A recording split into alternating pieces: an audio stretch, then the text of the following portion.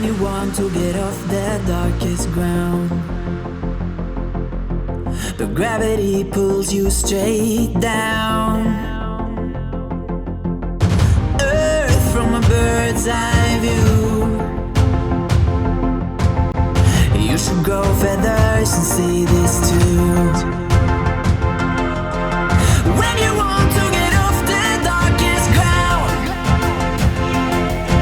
but gravity pulls you straight down.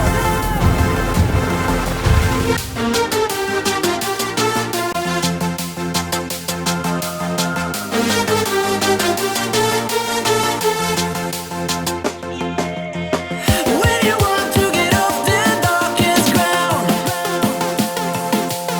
but gravity pulls you straight down.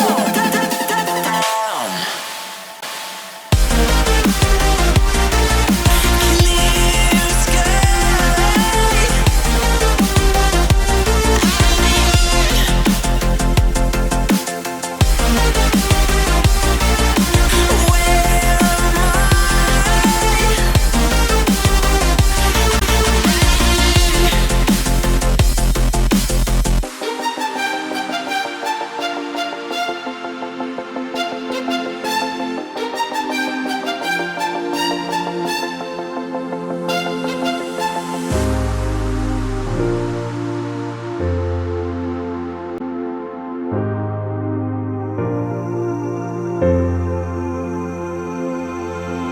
When you want to get off the darkest